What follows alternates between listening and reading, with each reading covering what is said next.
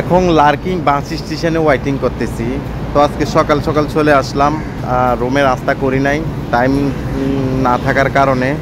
আইসা প্রথমে এদিক দিয়ে নামলাম, নামার পরে দিয়া এই রেস্টুরেন্টটাতে আসলাম।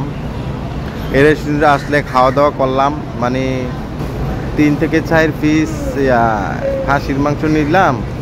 ছোট ছোট এগুলা মালয়েশিয়া যা অন্যান্য রেস্টুরেন্টে খাইলে 7 থেকে 8 রিঙ্গিত নিল মালয়েশিয়া। বাংলাদেশি লোকজন পরিচালনা করার কারণে এই রেস্টুরেন্টগুলোতে মানে 3 গুণ দাম বেশি রাখে, ঠিক আছে, 3 গুণ দাম বেশি রাখে।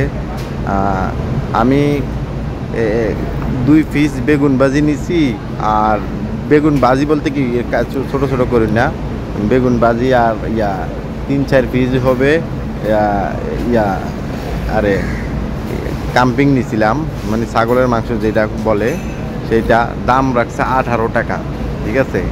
যা মালয়েশিয়া রেস্টুরেন্টে খাবার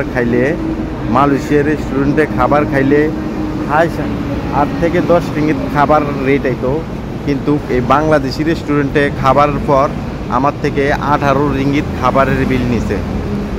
যা এটা মানে আমার থেকে মানে ডাবল নেওয়া হয়েছে। আর সবাই বাংলাদেশি ভাইরা লার্কিং বাস স্টেশনে আসলে কখনো এই রেস্টুরেন্টে খাবার খাবেন না। খাবার খাইলে আপনাকে মানে এখানে খাবার খাইলে আপনার থেকে দাম রাখবে বেশি, কারণ আপনি বাংলাদেশি, এই কারণে আপনার থেকে দাম রাখবে বেশি। আবার লোকাল লোকেরা যদি খাবার খায় তাহলে তাদের থেকে যেটা রেট সেটাই রাখবে, কারণ তাদের থেকে যদি বেশি রাখে তারা আগে মারবে, তারপরে মানে পুলিশ ডাকবে, তারপরে ধরাইবে।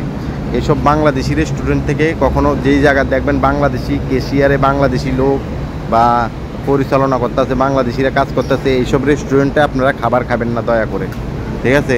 এই লার্কিং বাস স্টেশন মানে আমার কথা হইলো খাবার দিয়া যদি দাম বেশি নেয় সমস্যা না, আমি যদি খাবার বেশি নেই দাম বেশি রাখলে সমস্যা নেই। আমি অল্প কটা ভাত নিছি, আমার খিদা তেমন নাই।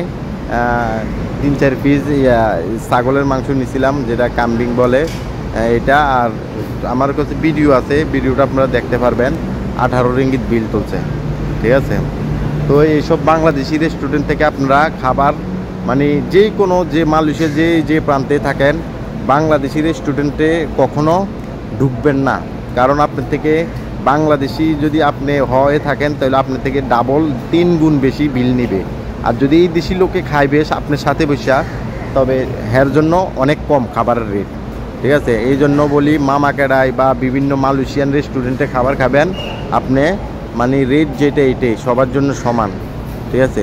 আর বাংলাদেশি রেস্টুরেন্টে কখনো খাবার খাবেন না, খাবার খাইলে আপনাকে মানে 3 গুণ বেশি অর্থ প্রদান করতে হবে, ঠিক আছে। ধন্যবাদ। লার্কিং যারা বাস স্টেশনে আসবেন তারা কখনো এই রেস্টুরেন্টে খাবার খাবেন না, কারণ আমি নিজে জ্বলন্ত প্রমাণ। 18 রিঙ্গিত একজনের মালয়েশিয়া বর্তমানে 6 ঘন্টা ডিউটি করলে আপনি 1800 টাকা, বেসিক হিসাব করলে আপনি প্রায় আধা বেলার টাকায় আপনার হিসাবে 18-20 টাকা আধা বেলার টাকায় আপনার থেকে নিয়ে যাইতেছে অল্প কটা বাদ। যেটা আমি মালয়েশিয়ান রেস্টুরেন্টে খাবার খাইলে আমার থেকে হাইস 8 থেকে 10 রিঙ্গিত নিত। সেই কারণ আমরা তো মালয়েশিয়ান রেস্টুরেন্টে খাবার খাই, ঠিক আছে, আমরা তো এমন না যে খাবার খাই না।